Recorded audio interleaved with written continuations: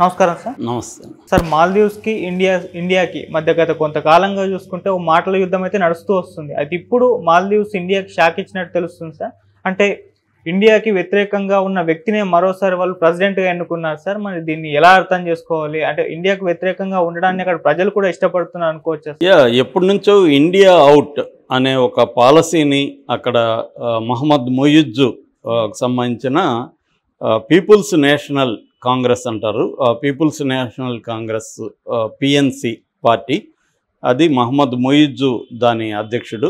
ఆయనే దేశాధ్యక్షుడు కూడా మాల్దీవ్స్. సో వాళ్ళు ఎప్పటి నుంచో కూడా ఎన్నికల్లో ఇండియా అవుట్ అనే ఒక స్టాండ్ని తీసుకున్నారు.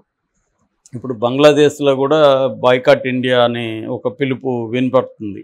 అలాగే ఇక్కడ కూడా జరుగుతుంది. అంటే ఇండియా ఒక ఇంటర్వెన్షన్, అంటే వాళ్ళ రాజకీయాల్లో కావచ్చు, వాళ్ళ జీవితంలో భారతదేశ జోక్యం వద్దు అన్న ఒక నినాదాన్ని వీళ్ళు తీసుకెళ్లారు. సో ఈ నినాదం గతంలో పనిచేయలే. ఇప్పటి వరకు మొయిజ్ పార్లమెంట్లో అబ్సల్యూట్ మెజార్టీ లేదు, సంకీర్ణ ప్రభుత్వం ఉన్నింది. సంకీర్ణ ప్రభుత్వానికి ఈయన హెడ్గా ఉన్నాడు. అయితే ఈయనకి పార్లమెంట్లో తగిన బలం లేదు. అందుకనే మొయిజ్కి చాలా వ్యతిరేకత వచ్చింది. ఇండియాకి అనుకూలంగా అక్కడ డెమోక్రటిక్ పార్టీ అని ఉంటుంది. డెమోక్రటిక్ పార్టీ వచ్చి ఇబ్రహీం సోలి అనే అధ్యక్షుడు. ఆయన ఇండియాకు అనుకూలమైన వ్యక్తి. సో అందువల్ల మొయిజ్కి ఇబ్బందులు ఎదురైనాయి మొన్నటి వరకు. అయితే మొన్న ఎన్నికలు జరిగింది. ఈ ఎన్నికల్లో మొత్తంగా 93 సీట్లు ఉంటాయన్నమాట అక్కడ మాల్దీవ్స్లో. 93 సీట్లకు సంబంధించి 2,84,000 మంది ఓట్లేశారు. అంటే మొత్తమే మాల్దీవ్స్ పాపులేషన్ చాలా చిన్నది, 5,15,000 పాపులేషన్ 2022 నాటికి మాల్దీవ్స్ పాపులేషన్. ఇది నిజానికి ఏషియాలో స్మాలెస్ట్ కంట్రీ, వరల్డ్లో కూడా 9th స్మాలెస్ట్ కంట్రీ అన్నమాట. ఇక ముస్లిం మెజారిటీ దేశాల్లో స్మాలెస్ట్ కంట్రీ, అన్నిటికంటే చిన్న ముస్లిం మెజారిటీ దేశం. ఇందులో 98% ముస్లింలే ఉంటారు పాపులేషన్. వాళ్ళల్లో కూడా సున్నీస్ మెజారిటీగా ఉంటారనమాట. మామూలుగా షియాలు సున్నీలను బ్రాడ్గా మనం ముస్లింని ఇది చేస్తే ప్రపంచవ్యాప్తంగా షియాల పాపులేషన్ ఉండే కంట్రీస్ ఉంటాయి, సున్నీల పాపులేషన్ ఉండే ఇరాన్ లాంటి కంట్రీస్ ఉంటాయి, అరేబియా, సౌదీ అరేబియా లాంటివి షియాల పాపులేషన్ ఉన్న కంట్రీస్ ఉంటాయి. సో అట్లాగా మాల్దీవ్స్లో సున్నీలు ప్రధానంగా ఉంటారు. ఈ సున్నీలు ఎక్కువగా కూడా పాలస్తీనాకు అనుకూలంగా కూడా ఉంటారు. సో అరబ్బుల్ని అమెరికా చంపుతుంది, ఇజ్రాయెల్ చంపుతుంది అన్న అభిప్రాయంతో కూడా మాల్దీవ్స్లో కూడా ఈ అభిప్రాయం ఉంటుంది. ఆ రకంగా ఇండియా ఇజ్రాయెల్ వైపు ఉందన్న కోపం కూడా మాల్దీవ్స్లో ఉంది.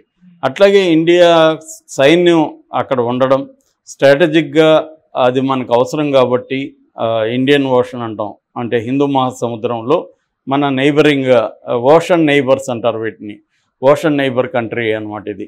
సో అందువల్ల స్ట్రాటజిక్గా మనకు అవసరం ఉంది కాబట్టి మనం దాంతో కొంత వాళ్ళకి గతంలో హెల్ప్ కూడా చేశాము.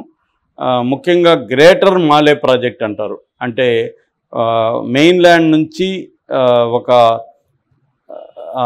6.74 కిలోమీటర్ల బ్రిడ్జిని నిర్మాణానికి మన వాళ్ళు $500 మిలియన్ డబ్బులు ఇచ్చారు.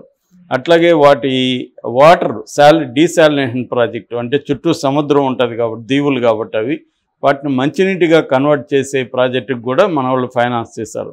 అట్లాగే అక్కడ కరోనా టైంలో కూడా ఇండియా చాలా హెల్ప్ చేసింది వాళ్ళకి. ఇంకా తిరుగుబాట్లు జరిగినప్పుడు కూడా ఇండియా ఆ దేశంకి అనుకూలంగా వ్యవహరించింది. సో ఇలాగా ఇండియా నుంచి వాళ్ళు అనేక రకాల లాభాలు పొందుతున్నారు ఆ దేశం వాళ్ళు. అట్లాగే మనకు అది స్ట్రాటజిక్గా మనకు కూడా అవసరం. చాలామంది మన ఇండియన్స్ ఏమనుకుంటారంటే అది చిన్న దేశం, దాన్ని ఇట్లా నిలిపేద్దాం అనుకుంటారు. కానీ అట్లా ఉండదు.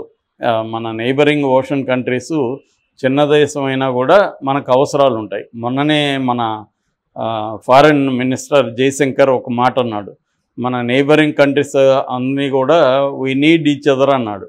అంటే మనకి ఒకరి అవసరం ఇంకొకరికి ఉంటుంది. మన అవసరం వాళ్ళకు ఉన్నట్టే ఆ కంట్రీ అవసరం మనకు కూడా ఉంటుంది స్ట్రాటజిక్గా. అది మనం దృష్టిలో పెట్టుకోవాలి.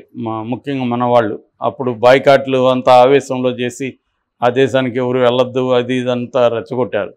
నిజానికి అది ప్రభుత్వం రెచ్చగొట్టలేదు. మన మోడీ ప్రభుత్వం కానీ, జయశంకర్ మన ఇది కానీ సమన్వయం పాటించారు. ఎక్కడ కూడా ప్రజల్ని రెచ్చగొట్టలేదు.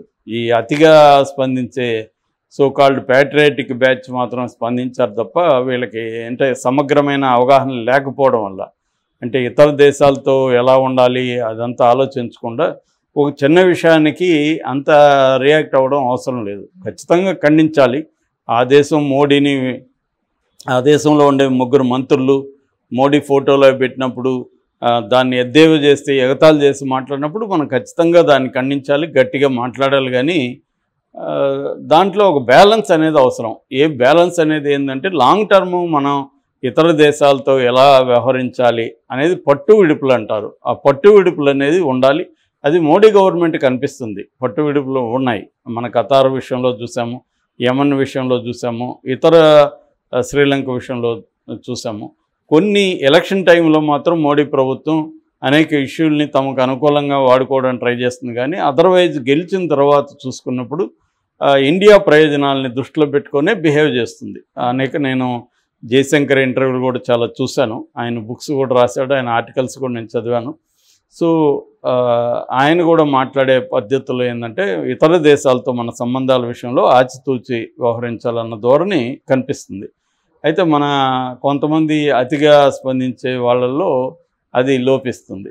ఏదేమైనా అప్పట్లో చాలా ఉద్రిక్తతలు మన మధ్య జరిగాయి. మన వాళ్ళు చాలామంది వెళ్ళలేదు. ట్రావెల్ ఏజెన్సీలు కూడా ఆపేశారు. దానివల్ల వాళ్ళకి కొంత ఇబ్బంది అయింది. ఎందుకంటే వాళ్ళకి ఎకనామీ బేస్ అయిన ప్రధానమైన industry fishing industry number 1. Number 2 tourism. అంటే వాళ్ళ జీడిపిలో 26% టూరిజం మీద డిపెండ్. టూరిజం నుంచి జీడిపిలో 26% వస్తుందన్నమాట, డబ్బులు వస్తుంది వాళ్ళకి. అందువల్ల ఆ టూరిజంలో కూడా నెంబర్ 1గా ఇండియా ఉండేది ఇంతకుముందు. అయితే ఇప్పుడు మెల్లగా ఇండియా తగ్గింది కాబట్టి ఆ ప్లేస్ని చైనా ఆక్యుపై చేసింది. చైనా నుంచి, రష్యా నుంచి, ఇతర దేశాల నుంచి కూడా వస్తారు. ఇండియా కంప్లీట్గా ఆగిపోదు, ఇండియా నుంచి కూడా వెళ్ళారు. సో ఇండియాలో కంప్లీట్గా ఆగిపోయినంత మాత్రాన ఆ దేశం ఏదో ఘోరంగా నాశనం అయిపోతుందని చెప్పలేం. ఎందుకంటే చైనా ఆదుకునింది. మనం మన మానిటరీ హెల్ప్ లేనప్పుడు చైనా దానికి హెల్ప్ చేసింది. అంటే ఇప్పటి వరకు ఈ మొయిజ్జు ప్రభుత్వమే ఉన్నింది. ఇప్పుడు ఎన్నికల్లో 93 సీట్లలో మొయిజ్జుకు 70 సీట్లు వచ్చాయి. మొయిజ్జు పార్టీ, ఈ పీపుల్స్ నేషనల్ కాంగ్రెస్కి మనల్ని సపోర్ట్ చేసే ఇండియాకు అనుకూలంగా ఉండే డెమోక్రటిక్ పార్టీ ఇబ్రహీం సోలి నాయకత్వంలో ఉన్న ఈ పార్టీకి కేవలం 15 సీట్లు మాత్రం వచ్చాయి. అంటే ప్రజల్లో కూడా ఈ యాంటీ ఇండియా సెంటిమెంట్ పెరిగిందనేది మనం అర్థం చేసుకోవాలి. దీనికి జియో పాలిటిక్స్ని అర్థం చేసుకుంటే కానీ ఈ విషయం అర్థం కాదు. ఏదో ఆ ప్రజలందరూ ఇండియా అనేది ఎందుకు ద్వేషిస్తారు? వాళ్ళకి ఇండియా వ్యతిరేకమైన సెంటిమెంట్ రావడానికి కారణం ఒకటి పాలస్తీనా ఇష్యూ. ఇజ్రాయెల్ ప్రభుత్వం పాలస్తీనా ముఖ్యంగా గాజా మీద దాడులు చేసి దాదాపు 33,000 మందిని ఓచుకోతకు వచ్చి చంపారు. అందులో పిల్లలు, మహిళలు సగానికి పైన ఉన్నారు. అంటే 70% పిల్లలు, మహిళలు ఉన్నారు. అందువల్ల దాన్ని మనం యుఎన్ఓలో కూడా గట్టిగా ఖండించలేదు మోడీ ప్రభుత్వం కూడా. అంటే మోడీ ప్రభుత్వం బ్యాలెన్స్గా వ్యవహరిస్తుంది. ఇటు ఇజ్రాయెల్తో మంచిగా ఉంటుంది, అటు హ్యుమానిటేరియన్ ఎయిడ్ని పాలస్తీనాలకు కూడా అందజేస్తుంది. 2 దేశాల సమన్వయంగా ఉండాలన్న ధోరణితోనే ఇండియా ఉంది. అయితే గత కొంతకాలంగా కొద్దిగా ఇజ్రాయెల్ వైపు మొగ్గు చూపిస్తుంది ఇండియా. మనకున్న ట్రేడ్ ఇది కానీ, హ్యూమన్ రిసోర్స్ ఇది కానీ, ఇవన్నీ దృష్టిలో పెట్టుకొని ఇండియా ఇజ్రాయెల్కి కొద్దిగా దగ్గరగా జరిగింది. అట్ ద సేమ్ టైం పాలస్తీనా వాళ్ళతో కూడా సంబంధాలు మంచిగానే కంటిన్యూ అవుతున్నాయి. ఈ కాంటెక్స్ట్లో ఇక్కడ ముస్లిం పాపులేషన్ ఉన్నారు కాబట్టి వీళ్ళు ఇండియాని వ్యతిరేకించే అవకాశం ఉంది. ఎందుకంటే ఈ దేశాలు అమెరికాని, బ్రిటన్ని శత్రువుగా చూస్తారు. ఎవరు? ఈ సున్నీ డామినేటెడ్ కంట్రీస్, ఇరాన్ కావచ్చు, సిరియా కావచ్చు, లెబనాన్ కావచ్చు, ఇట్లా మాల్దీవ్స్ కావచ్చు. వీళ్ళందరూ అమెరికాకి యాంటీగా ఉంటారు, చైనాకి ప్రోగా ఉండే పరిస్థితి ఉంది.